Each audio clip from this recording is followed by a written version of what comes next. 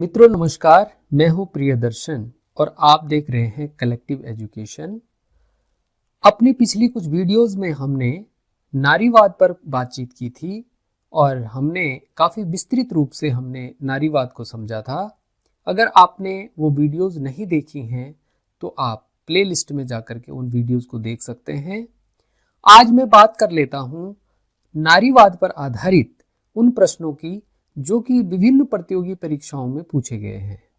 तो चलिए देर न करते हुए हम शुरू करते हैं आज का जो ये प्रश्नों की श्रृंखला है।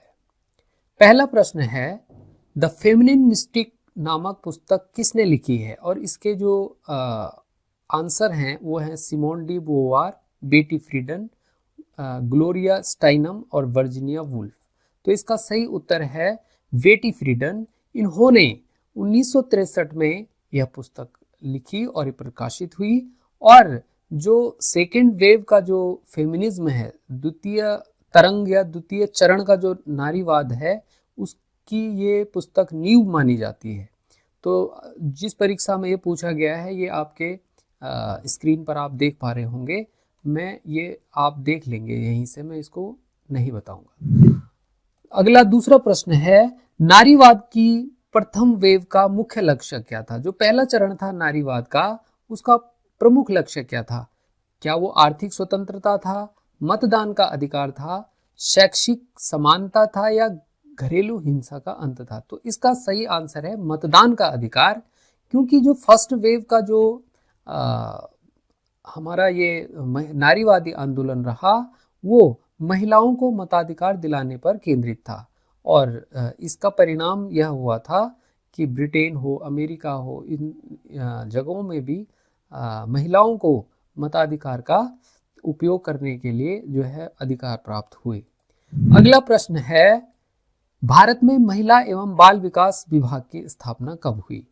तो इसके उत्तर 1985, 1991, 2002, 1975। तो इसमें सही आंसर है 1985।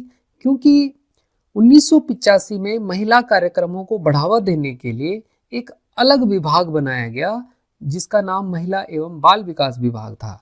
मैं आपको बता दूं कि यह विभाग पहले मानव संसाधन विकास मंत्रालय के अधीन एक विभाग था, लेकिन 2006 में इसे महिला एवं बाल विकास मंत्रालय के रूप में एक अलग विभाग बना दिया गया। तो इसको याद रख लेंगे, महिला एवं बाल विकास विभाग की स्थापना पहले मानव संसाधन विकास मंत्रालय के अंदर ही सन 1985 में हुई और बाद में 2006 से इसे एक स्वतंत्र मंत्रालय के रूप में अलग मंत्रालय बना दिया गया। अगला जो प्रश्न है वह है, जेंडर शब्द का अर्थ क्या है? जैविक लिंग, सामाजिक रूप से निर्मित लैंगिक भूमिकाएं, यौन पहचान या आनुवांशिक लक्षण? और इसका सही उत्तर जो है वो नारीवादी दृष्टिकोण में हमने बताया था कि नारीवादियों का ये मानना है कि जो जेंडर है वो सामाजिक रूप से निर्मित है, जबकि जो सेक्स है, लिंग है, वो जैविक है, लेकिन जो जेंडर है वो सामाजिक रूप से निर्मित है। तो इस बात को आप बिल्कुल अंडरलाइन करके आप इसको याद रख लेंगे। नारीवादी दृष्टिकोण यह मानता है कि जेंडर जो है वो सामाजिक रूप से निर्मित होता है। अगला प्रश्न है, नारीवाद की तृतीय वेव का समयकाल क्या है? या नारीवाद की तृतीय चरण का समयकाल क्या है? और ये जो आपके आंसर आपकी स्क्रीन पर शो हो रहे होंगे, इसका सही आंसर है जो नारीवाद का तृतीय चरण का जो समयकाल है, जो थर्ड वेव का जो समयकाल है, वो 1990 से 2010 के बीच माना जाता है। इस तृतीय वेव यानी थर्ड वेव में विविधता, पहचान, यौनिकता और सांस्कृतिक अभिव्यक्ति पर ये केंद्रित था। हमने अपने पुराने लेक्चर्स में जो इसकी 4 वेव थी, जो 4 चरण थे, जो 4 तरंग थी, कुछ भी बोल सकते हैं आप, first wave, second wave, third wave, fourth wave, उन पर चर्चा की थी और उनका समय काल भी आपको अलग अलग बताया था। अब बात कर लेते हैं प्रश्न संख्या 6 की, इंटरसेक्शनैलिटी की अवधारणा किसने दी? ये भी हमने बातचीत की थी और इसका सही आंसर है किम्बरले क्रेनशॉ। इन्होंने यह धारणा दी और यह बताती है कि जो लैंगिक भेदभाव है वह जाति, वर्ग, जातीयता आदि के साथ भी अंतर संबंधित होती है। तो ये इसका सही आंसर था। अब अगला जो प्रश्न है वह है, भारत में महिला सशक्तिकरण के लिए नारी पोर्टल किस मंत्रालय द्वारा शुरू किया गया? और इसका सही उत्तर है महिला एवं बाल विकास मंत्रालय। और ये जो शुरू हुआ, ये जो मंत्रालय शुरू हुआ वो अभी हमने बात की थी, जो 2006 में तो महिला एवं बाल विकास मंत्रालय शुरू हुआ था, लेकिन जो ये नारी शक्ति पोर्टल है ये 8 मार्च 2018 से इसको शुरू किया गया। और इसमें 350 सरकारी योजनाएं हैं जो महिलाओं के कल्याण के लिए और महिला सशक्तिकरण के लिए प्रयास करते हैं। 350 इसमें सरकारी योजनाएं जो हैं उनका जिक्र किया गया है। तो इसको याद रखेंगे, नारी शक्ति पोर्टल 2018 8 मार्च से शुरू किया गया था। अगला जो प्रश्न है वह है, क्यूर थ्योरी का संबंध किससे है? तो इसका जो सही उत्तर है वो है लैंगिक और यौन पहचान की निर्माण प्रक्रिया से यह संबंधित है। इसको जूडिथ बटलर ने विकसित किया। और मैं आपको बता दूं कि ये जो क्वीर थ्योरी है इसमें यह है कि जो पारंपरिक रूप से जेंडर है या लैंगिक है, लैंगिक पहचान है, वह एक परंपरा है। उससे इसमें मैंने ये पढ़ा है कि अगर किसी पुरुष को ये लगता है बाद में कि दरअसल वो महिला है या उसमें महिलाओं वाले गुण हैं, तो वो अपना सेक्स चेंज करवा सकता है। तो क्यूर थ्योरी हमें इसी की इजाज़त देता है और लैंगिक और यौन पहचान की निर्माण प्रक्रिया से ये संबंधित है। तो और इसको जूडिथ बटलर ने इसे विकसित किया था। तो ये बड़ा महत्वपूर्ण है।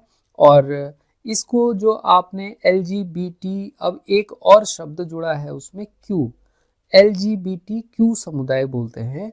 तो जो क्यू है वो यही है।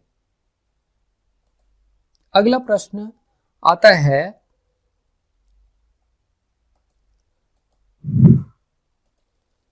73वां और 74वां संविधान संशोधन का महिलाओं से क्या संबंध है? जैसा कि हम सभी जानते हैं कि 73वां और 74वां जो संविधान संशोधन है वो स्थानीय निकायों में महिलाओं, स्थानीय पंचायती राज से ये संबंधित 73वां 74वां संविधान संशोधन है। और इसमें महिलाओं को जो है वो 33% आरक्षण दिया गया है स्थानीय निकायों में। तो जो उसमें महिलाओं का जो संबंध है वो यही है कि पंचायती राज में महिलाओं को 33% आरक्षण दिया गया है। तो ये इसका संबंध है। अगला जो प्रश्न है वह है, इको फेमिनिज्म का संबंध किससे है? तो इसमें मैं बता दूं आपको कि इसका सही उत्तर है प्रकृति और महिलाओं के बीच संबंध को जो है इको फेमिनिज्म जो है वो बताता है। और वो यह कहता है कि जो पितृसत्तात्मक व्यवस्था है उसने प्रकृति और महिलाओं दोनों का शोषण किया है।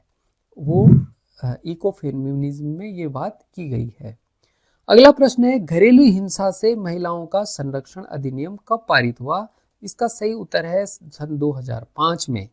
और यह अधिनियम जो है 2005 में जो है पारित हुआ और ये लागू जो है 2006 से हुआ है।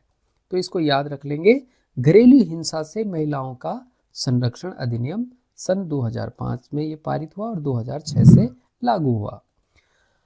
अगला प्रश्न है, फेमिनिस्ट इकोनॉमिक्स का संबंध किससे है? तो ये है महिलाओं के श्रम का मूल्यांकन, इससे संबंधित यह अवधारणा है। और यह मानता है कि घरेलू काम और जो बच्चों की देखभाल आदि का जो है वो आर्थिक रूप से मान्यता दी जानी चाहिए। तो जैसे कि अभी पितृसत्तात्मक व्यवस्था में जो घरेलू कार्य होते हैं उनमें महिलाओं को किसी भी प्रकार का उसका श्रम का मूल्यांकन नहीं किया जाता है। तो नारीवादियों का यह मत है कि इसको भी राजनीतिक बहस में, राजनीतिक विमर्श में इसको लाना चाहिए और इसको उनके श्रम का मूल्यांकन किया जाना चाहिए। अगला जो प्रश्न है वह है कि बीजिंग सम्मेलन कब आयोजित हुआ है? तो मैं बता दूं कि बीजिंग सम्मेलन जो है वो महिलाओं के अधिकारों पर संयुक्त राष्ट्र के द्वारा जो है वो एक विश्व सम्मेलन है जो कि 1995 में हुआ है बीजिंग में। तो ये चौथा सम्मेलन था। इससे पहले जो 3 सम्मेलन हुए वो 1975 में मैक्सिको में हुआ, 1980 में कोपेनहेगन में हुआ, 1985 में जो है ये नैरोबी में हुआ। और इस प्रकार से ये चौथे नंबर का एक सम्मेलन है जो महिलाओं के अधिकारों पर आधारित है और इसको संयुक्त राष्ट्र का महिलाओं के लिए एक विश्व सम्मेलन महिला अधिकारों पर जो केंद्रित है वो विश्व सम्मेलन आयोजित किया गया था सन 1995 में। और बीजिंग +20 भी एक प्रश्न आता है, तो उसका उत्तर अगर कहीं ऐसा होगा तो उसका सही उत्तर होगा 2015। अगर बीजिंग +20 लिखा होगा तो उसका उत्तर होगा 2015, और अगर सिर्फ बीजिंग सम्मेलन लिखा होगा तो इसका उत्तर होगा 1995। ये आप ध्यान रख लेंगे। अगला जो प्रश्न है वह है लैंगिक असमानता सूचकांक GII किस संगठन द्वारा जारी किया जाता है?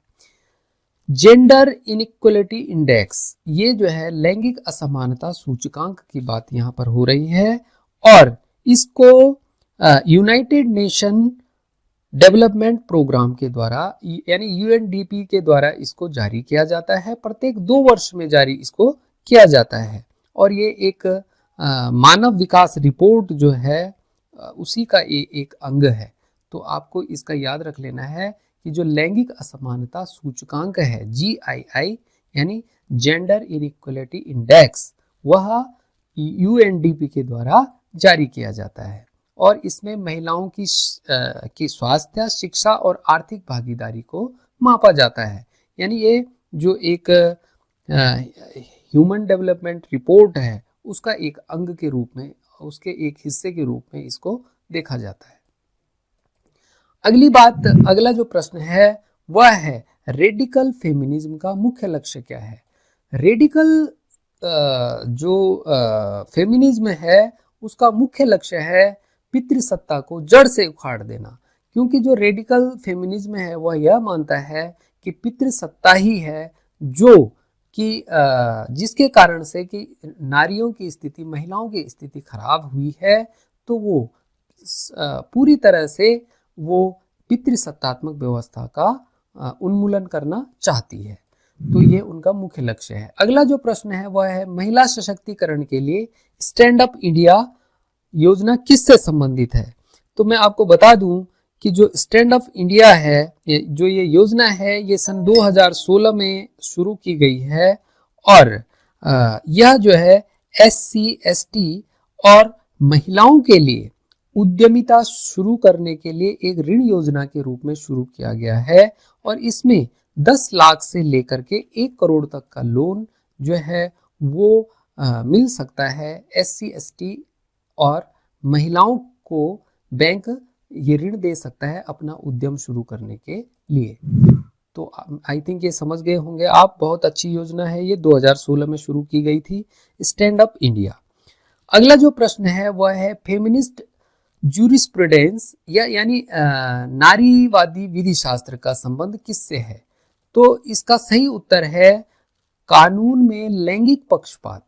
जो फेमिनिस्ट ज्यूरिस्प्रूडेंस यह मानता है कि जो कानून है वो दरअसल ऐतिहासिक रूप से इस तरह से बने हैं कि उसमें जो है महिलाओं को उपेक्षित किया गया है।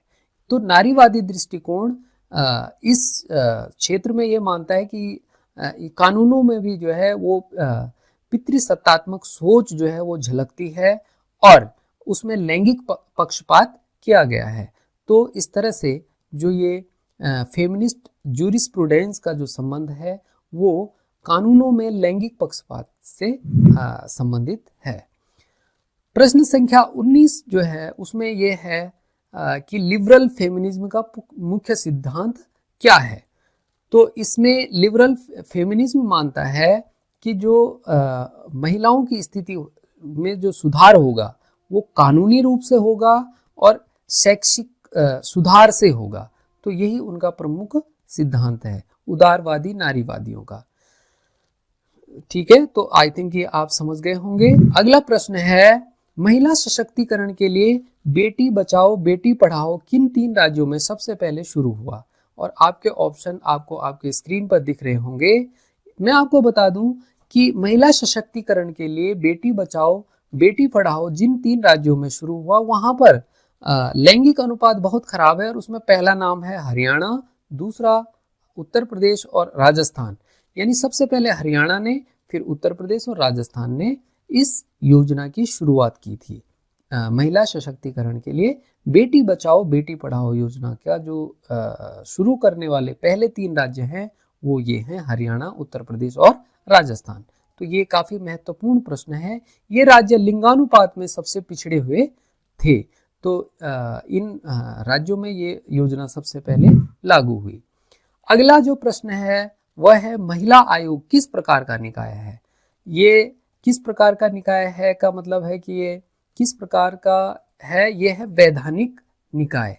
मैं आपको बता दूं कि वैधानिक निकाय से मतलब है कि यह जो है किसी अधिनियम के द्वारा बनाया गया। इसका जो मूल संविधान है उसमें इसका जिक्र नहीं था, बाद में इसको कानूनी रूप से जोड़ दिया गया। राष्ट्रीय महिला आयोग को जो है वो राष्ट्रीय महिला आयोग अधिनियम 1990 के तहत इसको लाया गया। जैसे वित्त आयोग या योजना आयोग का जिक्र मूल संविधान में ही था, इसलिए उनको संवैधानिक आयोग कहा जाता है, लेकिन इसको बाद में जोड़ा गया महिला आयोग को, और वो राष्ट्रीय महिला आयोग अधिनियम 1990 के तहत इसको जोड़ा गया। तो इस प्रकार से जो महिला आयोग है वह एक वैधानिक आयोग है। किसी अन्य वीडियो में हम किसी दिन चर्चा करेंगे इस बात पर कि संवैधानिक आयोग क्या होते हैं और वैधानिक आयोग क्या होते हैं। फिलहाल अगला प्रश्न है यहाँ पर, पोस्ट कॉलोनियल फेमिनिज्म का संबंध किससे है? देखिए, पोस्ट कॉलोनियल फेमिनिज्म का जो संबंध है वह है पश्चिमी नारीवाद की आलोचना करता है और ये मानता है कि जो गैर पश्चिमी महिलाएं हैं वो उनके अनुभव कुछ अलग हैं। पश्चिमी जो महिलाएं हैं उनके अनुभवों से ये अलग हैं, और इस तरह से जो है ये पश्चिमी नारीवाद की आलोचना करता है, पोस्ट कॉलोनियल फेमिनिज्म। तो इसको आप एक बार फिर से देख लेंगे अगर आपको इसमें कुछ क्वेरीज है।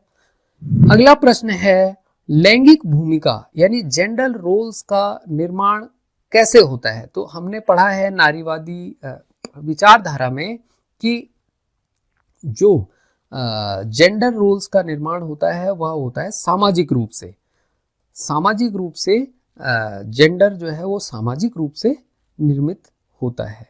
इस पर हमने पिछले वीडियोस में भी आपसे बातचीत की हुई है, इसलिए मैं ज़्यादा समय नहीं लगाऊंगा इस पर। अगला प्रश्न है, महिला सशक्तिकरण के लिए महिला हेल्पलाइन नंबर क्या है? 1091, 181, 112 और 100। ये देखिए, इसमें काफ़ी कंफ्यूजन की स्थिति पैदा हो जाती है, लेकिन इसका सही उत्तर है 181। वैसे 1091 भी महिला हेल्पलाइन ही है, लेकिन इनमें बहुत बेसिक अंतर यह है कि जो 1091 है उसके अपेक्षा जो 181 है वो बहुत विस्तृत है, और 181 में जो है वो महिलाओं की किसी भी प्रकार की कोई परेशानी है तो उसके लिए वो इस नंबर पर कॉल कर सकती हैं, जबकि जो 1091 वाला नंबर है वो घरेलू हिंसा और छेड़छाड़ से आधारित कुछ सहायता प्रदान करने की बात करता है महिलाओं को। और ये 181 नंबर जो है वो राष्ट्रीय महिला हेल्पलाइन दरअसल ये है, और इस संदर्भ में आप भी इसको बहुत अच्छे से समझ लेंगे कि ये 181 जो है वो राष्ट्रीय हेल्पलाइन नंबर है और ये महिलाओं के सशक्तिकरण के लिए है। 1091 में भी महिलाओं से संबंधित है, लेकिन इसमें घरेलू हिंसा और छेड़छाड़ जैसी घटनाओं के लिए ही इसमें व्यवस्था है, जबकि 181 बहुत विस्तृत है, बहुत व्यापक है और इसमें बहुत सारी समस्याओं के समाधान प्रस्तुत किए गए हैं। अगला जो प्रश्न है वह है, सोशलिस्ट फेमिनिज्म का मुख्य लक्ष्य क्या है? तो सोशलिस्ट फेमिनिज्म का जो मुख्य लक्ष्य है वह है वर्ग और लिंग दोनों पर आधारित शोषण का अंत। ये इसका सही उत्तर है। यह समाजवाद और नारीवाद का मिश्रण है। सोशलिस्ट फेमिनिज्म जो है वो समाजवाद और नारीवाद के जो दोनों की मूल बातें हैं उन पर आधारित है और ये दोनों उनका एक तरह से मिश्रण है। तो सोशलिस्ट फेमिनिज्म को आप समझ गए होंगे। अगला प्रश्न है, महिला सशक्तिकरण के लिए नारी पोर्टल किस मंत्रालय द्वारा शुरू किया गया है? तो यह इसका भी सही उत्तर है महिला एवं बाल विकास मंत्रालय के द्वारा। जैसे कि मैंने अभी पिछले प्रश्न के उत्तर में बता दिया था आपको कि यह मंत्रालय जो है 2006 में शुरू हुआ। 1985 में एक विभाग के रूप में इसने कार्य करना शुरू किया था और 2006 से महिला एवं बाल विकास मंत्रालय स्वतंत्र रूप से कार्य कर रहा है और उसी में नारी पोर्टल जो है शुरू किया गया। ये शुरू किया 2 जनवरी 2018 से। इससे पहले एक हम नारी शक्ति पोर्टल पढ़ चुके हैं, उसकी शुरुआत 8 मार्च 2018 से शुरू हुई थी और ये नारी जो है national app for reporting incidents इसका फुल फॉर्म है और ये जो नारी पोर्टल है ये महिला एवं बाल विकास मंत्रालय द्वारा शुरू किया गया है। अगला प्रश्न है, फेमिनिस्ट लिटरेचर की प्रमुख रचना ए रूम ऑफ वन ओन किसकी प्रसिद्ध पुस्तक है? तो इसका सही उत्तर है वर्जीनिया वुल्फ की। ये बहुत महत्वपूर्ण पुस्तक है। 1929 में इसका प्रकाशन उन्होंने किया और ये महिला लेखिकाओं के लिए स्वतंत्रता पर बल देता है और उनका ये कहना है कि एक महिला जो है वो उसकी स्वतंत्रता का ये एक पैमाना है कि अब एक अपना कमरा और एक स्वतंत्र अपना आय, दोनों की बात इन्होंने की है। तो वर्जीनिया वुल्फ जो है ए रूम ऑफ ओन्स ओन इसकी बात इन्होंने की है। ये बुक लिखी है उन्होंने 1929 में जो प्रकाशित हुई है। और आज का ये सवाल है, लैंगिक समानता के लिए कैडो कब अपनाया गया? अब मैं आपको बता दूं कि ये कैडो क्या है। ये जो है convention on the elimination of all forms of discrimination against women, ये है इसका फुल फॉर्म, कैडो इसको बोलते हैं। और ये जो है शुरू किया गया है ये 1979 में संयुक्त राष्ट्र महासभा के द्वारा अपनाया गया। भारत ने इस पर 1980 में हस्ताक्षर किए और भारत ने इसको अपनाया 1993 में। कुछ आपत्तियों के साथ भारत ने इसको लागू करवाया, जो है भारत में ये लागू है। और आज इस श्रृंखला का ये अंतिम प्रश्न है, महिला सशक्तिकरण के लिए वन स्टॉप सेंटर किस योजना किस वर्ष शुरू हुई? महिला सशक्तिकरण के लिए जो वन स्टॉप सेंटर योजना है वह किस वर्ष शुरू हुई? तो इसका सही उत्तर है 2015। और ये जो वन स्टॉप सेंटर है इसको सखी के नाम से जाना जाता है और इसमें यह है कि महिलाओं को जो शिकार है हिंसा से के शिकार महिलाओं के लिए चिकित्सा, कानूनी परामर्श और मनोवैज्ञानिक परामर्श जो है वो एक ही छत के नीचे उस महिला को मिल जाते हैं। वन स्टॉप सेंटर या सखी योजना इसको कहा जाता है। ये 2015 में शुरू हुई। तो बहुत बहुत धन्यवाद, आपने ये सीरीज देखी। आशा करता हूँ इसका आप अवश्य लाभ उठाएंगे और नारीवाद पर आधारित जो बहुत महत्वपूर्ण जो ये प्रश्न श्रृंखला थी इसको मैंने बड़ी मेहनत से आप लोगों के लिए कलेक्ट किया और आशा करता हूँ कि आपको ये पसंद आएगी। इसको आप खुद भी इसकी तैयारी कीजिए और जो भी आपके मित्र हैं उनके साथ इसको शेयर कीजिए और चैनल को भी आप सब्सक्राइब करिए और मैं इस तरह की वीडियो आपको लगातार समय समय पर उपलब्ध कराता रहूँगा। आपने वीडियो देखा इसके लिए आपका बहुत बहुत धन्यवाद, आभार।